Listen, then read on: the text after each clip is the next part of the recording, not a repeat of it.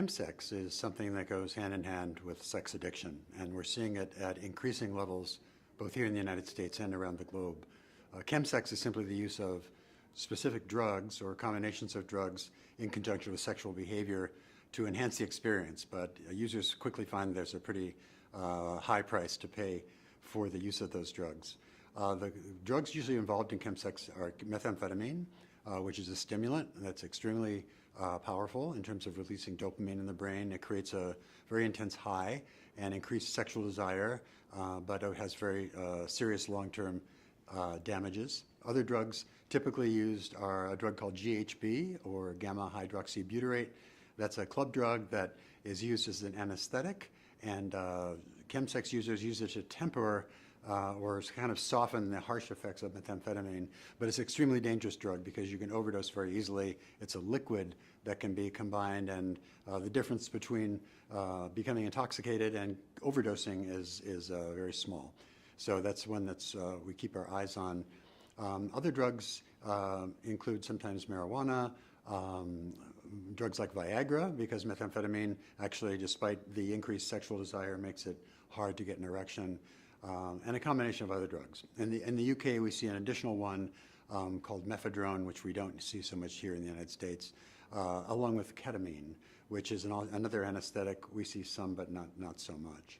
So typically what happens is that drug users employ these drugs, methamphetamine, GHB, and whatever else they have, in addition to sex, in these long kind of chemsex parties.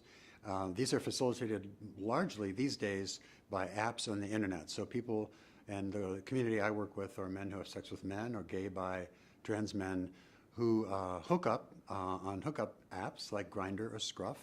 And there's actually a code embedded in the profiles on those apps, so people can find other chemsex users. Those include things like PNP, the letters PNP, which stand for party and play, which quickly indicate to someone that they're not only looking for sex, but they're looking for drugs as well. Other things like capital T, representing Tina, or for methamphetamine, or coded words like in the clouds. So drug users can quickly find not only a sex partner, but can hook up with drugs as well. What happens typically when you inject these drugs or take these drugs is that there's a pretty dramatic effect quite quickly. With methamphetamine, people usually start by smoking or snorting. The men that I work do quickly work up toward injecting drug use, the slang word for that being to slam the drug. And that, of course, gives a very dramatic and powerful effect.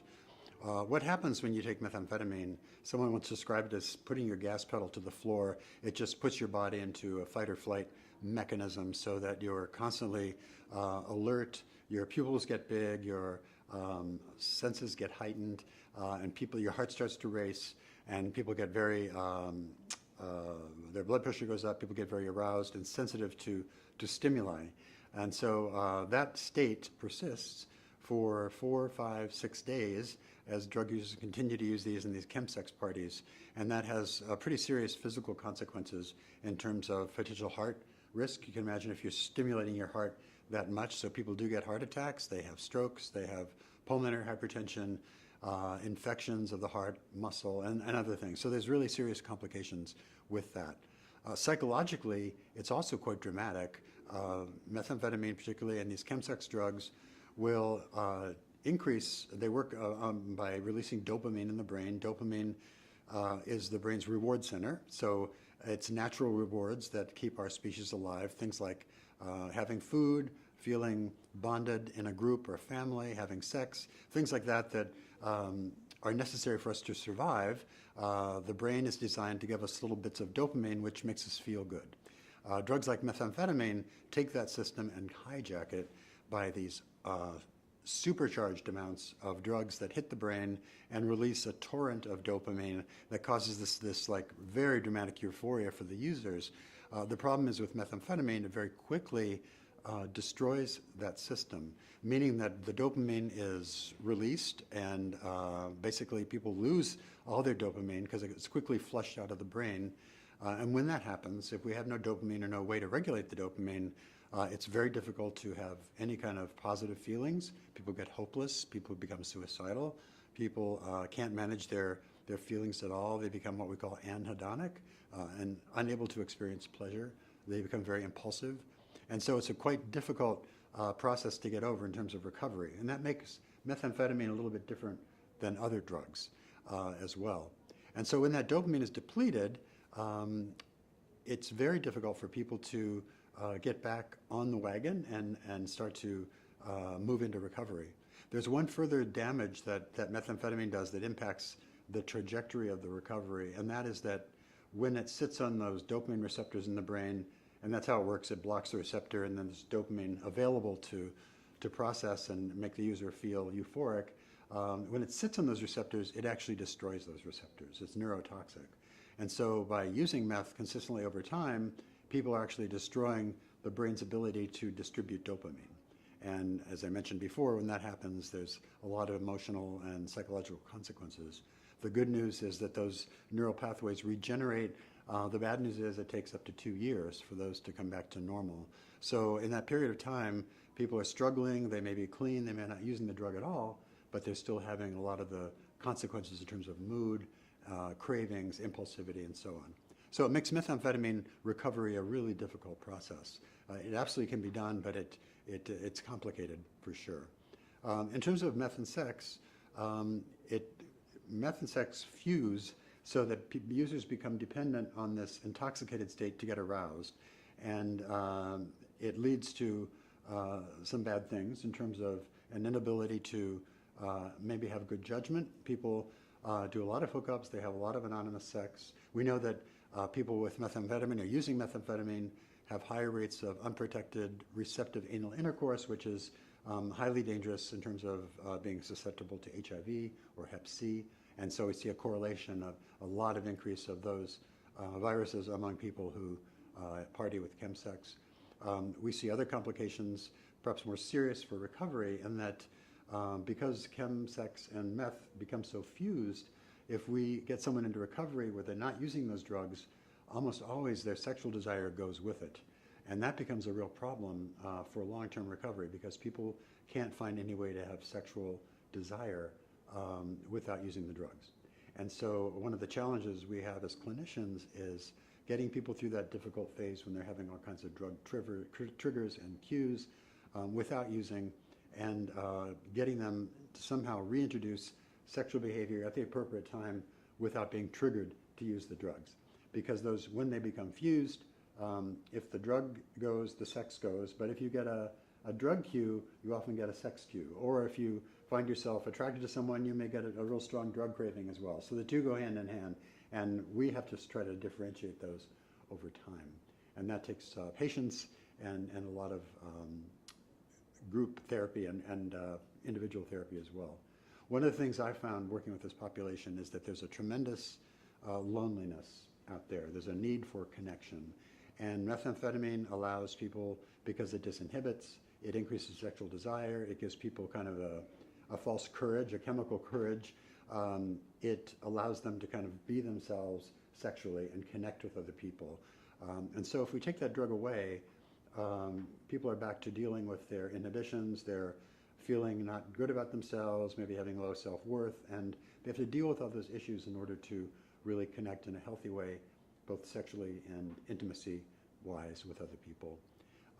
A couple tips I can recommend for this recovery stage. One is when, in that initial period, if people give up the drugs and they lose their sexual desire, to just go with it. I think it's perhaps a useful thing to have a window where you're not worried about sex, because sex is such a problem in terms of triggers and cues. If you're not feeling sexual desire, it's on the shelf, leave it there and deal with your drug recovery and get really stable in terms of the drug itself. When the time comes to reintroduce sex in a healthy way and even intimacy, that can be done in stages, and that takes a lot of work, as I mentioned. Some other pitfalls that people have along the way is that they really need to grieve this process of meth sex. For some people, at least initially, they describe it as the hottest sex they've ever had. It's very exciting, very stimulating. It quickly deteriorates because their lives become unmanageable. They have physical consequences. But initially in the therapeutic process, we need to be able to honor their feelings of loss I've had many clients say they're going to be doomed to a life of boring, kind of vanilla sex if they have sex at all, and they feel kind of hopeless about that. And that's just not the truth. People can be as sexual as they want in a very sex-positive way, but it's very important that their sexual activity stays clear of the areas that were connected with methamphetamine or other drugs used in chemsex. Another pitfall that people have is that they try to have meth sex without the meth, meaning that they're clean, they're not using the drug, but they're still using pornography that portrays methamphetamine use or chemsex use, or using pornography that goes to the places they went to in their brains on methamphetamine. And that's just, even though they're not using the drug, it's keeping all that alive.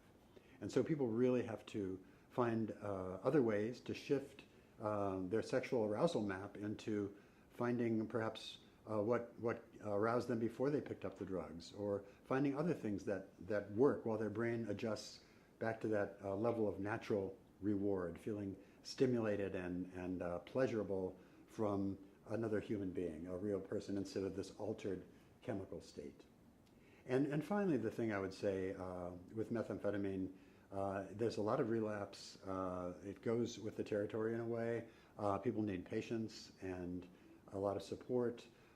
But I think the one thing, the single biggest thing I would recommend is connection. That social connection that I think people are so hungry for by using the drugs. They can replicate that with groups and support groups, and that's the real need that is the protective factor that can get through into recovery, which is absolutely possible. And so we can give our clients a healthy life with healthy sex and healthy intimacy, drug-free.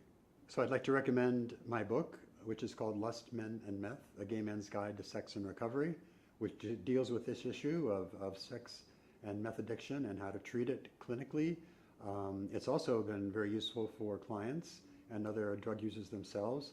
That's available on Amazon or at my website, which is David-Fawcett, and that's David-Fawcett, F like Frank, AWCETT.com. Thank you so much.